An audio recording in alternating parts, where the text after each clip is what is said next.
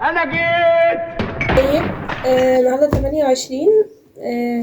تارجت جديد، يوم جديد، ذاكرة جديدة. النهارده بادئين الصبح الحمد لله، يعني مش بالليل، اللهم بارك، يعني ربنا يديم عليا نعمة وابدأ اكون كده دايما. مذاكرة الصبح جميلة قوي، ف عايزة اسمع واذاكر شوية محاضرات جديد كتير قوي عشان خاطر مهملة بقالي كام يوم. ف الساعة دلوقتي 8، هرجع لكم كمان شوية ما اكون شوف خلصت عملت ايه، حط التارجتس الاول تمام ونشوف هنعمل ايه. وحاجة كمان، حابين فيديوهات study with me اعملها ولا لا؟ انا هنزل النهارده كمان فيديوهات، يعني نفس الفيديو ده هعمله بس study with me. فقولي لي حبيتوا اكتر ايه، الفلوجات اللي انا بعملها دي ولا study with me؟ عايزه رايكم.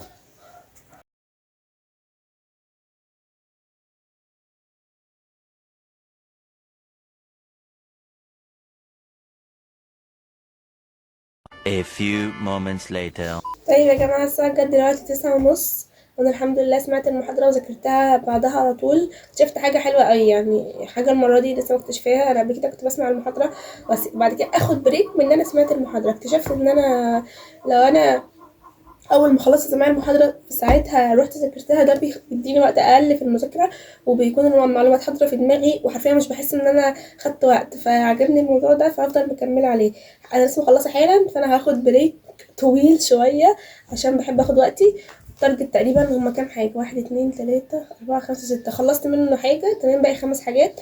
ربنا قدرني واخلصهم. وتارجت المذاكرة النهاردة عايزة اوريكم.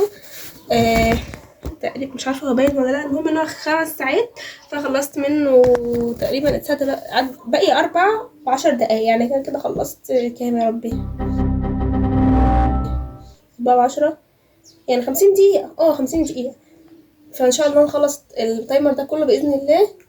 وارجع لكم تاني بقى لما اكون عملت حاجة من التارجت واشوف عملت ايه. طيب يا جماعة، الحمد لله خلصت مراجعة القرآن تمام. كده خلصت 3 حاجات من التارجت، باقي 3 حاجات هنكمل دلوقتي مع بعض.